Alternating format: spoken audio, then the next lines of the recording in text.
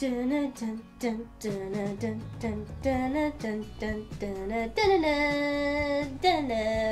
that's the wrong movie. We already did that movie, so I guess today we're doing... The Spy Who Dumped Me. I don't think that has a theme. The spy who dumped me. No, that doesn't work. The Spy Who Dumped Me is a 2018 American action comedy film directed by Susanna Fogel and written by Fogel and David Aserson. It follows two friends who get chased through Europe by assassins after one of their ex-boyfriends turns out to be a CIA agent.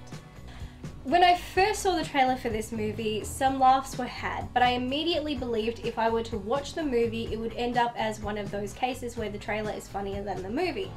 On my way to see this, I was strongly reconsidering going to the cinema despite already having a ticket. I was getting the same feelings I had before I saw I Feel Pretty, and if you've seen or read my review of that, you'll know for the most part sitting through that movie was a painful experience. This time around, I am relieved and thrilled to say my feelings and doubts were completely unfounded. I haven't laughed so much through a movie since Girls Trip. From start to finish, I was busting a gut laughing just like the rest of the audience, even having moments where I had to try to settle myself because I was starting to cry from laughing so hard and the tears were making the screen blurry. I positively love this movie, which is a complete surprise to me. The plot did not grab me. What the plot did make me do was roll my eyes and cringe internally, but watching it, I was once again reminded you can't judge a film until you've seen it. When I finish a movie, I tend to contemplate what I didn't like about it to determine how I ultimately feel about it. And upon contemplation, I realized there wasn't a single thing I disliked about this movie, again leaving me surprised. Mila Kunis and Kate McKinnon have fantastic chemistry and play off each other very well, and how their characters balance each other out is evidence of some very clever character writing. While McKinnon's character Morgan is described as being too much and Kunis's character Audrey being described as boring and predictable, when they are together, the humour that is written for them individually becomes magic when together. While Morgan's humour is indeed over the top and in your face and somewhat intentional, Audrey's humour is found in her level-headedness and observations of the situation, meaning the back and forth between the two results in countless hysterical moments. I've recently been canning a particular show for boasting about being about feminism and doing it in a way that is literally hitting you over the head, trying to tell you it's feminist while never truly being feminist. The Spy Who Dumped Me makes plenty of comments or jokes either about feminism or issues that are directly tied to feministic ideals or movements, and each time it happens, you never see it coming. When these moments do appear, at first I laugh because it was genuinely funny, then I'm laughing because I can either fully understand the joke or because I've experienced it, and then I can briefly reflect on how clever that was. I did notice that when these particular jokes were told, every woman in the audience, this was a Flicks with the Chicks event, so the crowd was all women except one man, but every woman's laugh intensified because the joke spoke specifically to us.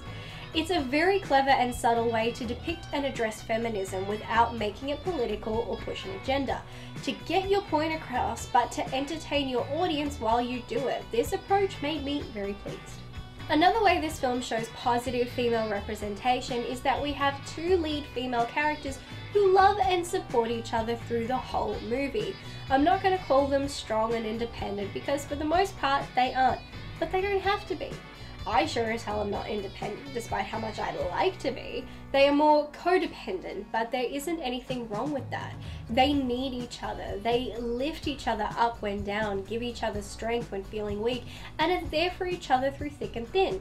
They don't belittle each other, backstab or lie. Even when confronted with an evil assassin, their first instinct is to try and befriend her. Each character has their own insecurities, which makes them human and relatable. Unlike most films, where a man comes along and because of him the woman learns she is strong and capable, this movie has the characters go through crazy shit and do it together, and once they get through it and reflect on what they've done, they then realize how strong and capable they are. They didn't need a man to tell them that, they just had to find the courage to do things they were scared to do, then realize they always could. I love action films and I love comedy films, and action comedy films are my favorite genre hybrid. And for me, this movie balances both fantastically. The action sequences in this movie were surprisingly impressive and fantastically shot.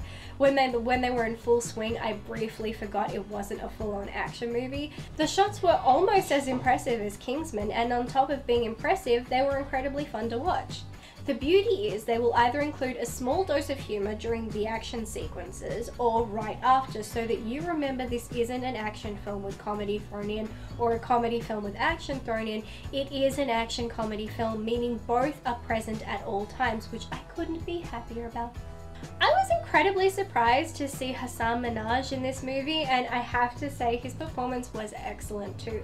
I did not remotely like his character, as the character was a complete and utter douchebag, but I've watched Hasan for years on The Daily Show and I love him, and I think he is smart, funny and charming. So watching him portray such an arrogant douchebag so convincingly ultimately impressed me and made me realize how well he was cast, because he played the role perfectly. I think we have a lot of the typical spy action tropes. I'll say double crosses, good guys being bad guys being good guys, mentally disturbed assassins with dramatic killing and torturing techniques, but it all just adds to the fun of it. Sam Heughan and Justin Theroux were great, they were so much fun to watch, and I loved how different their characters were. Aside from being spies, they honestly had nothing in common. It's good to have so much diversity in how the characters were written. Will this movie be for everyone? No. It definitely won't. Are some people going to hate it? Yeah, there are probably a lot of people who will hate the shit out of it. But I think most women who this seems to be catered to, mainly based on the audience I was with, are going to love this movie and have a lot of fun with it. I don't believe it's meant to be political or meant to be making a statement. I just think it's expected to be an entertaining movie, which it most definitely was. I love that they threw in some full frontal male nudity. It's a nice change of pace to see a male get exposed and no women, because it is always the opposite. Naked women walking around everywhere but no naked men. So thank you for changing it up, and in a funny way. I love that this was directed and co-written by a woman, mainly because I love that it shows women can direct action movies and they can do it bloody well. If I had more movies like this in my life, I'd be thrilled. They have my full support if they decide to do a sequel. Thank you so much for joining me for another review. It is appreciated as always. By all means, leave feedback on this movie or on this video. Comments are always welcome. Wherever you are, I hope you have a wonderful day or evening, and until next time,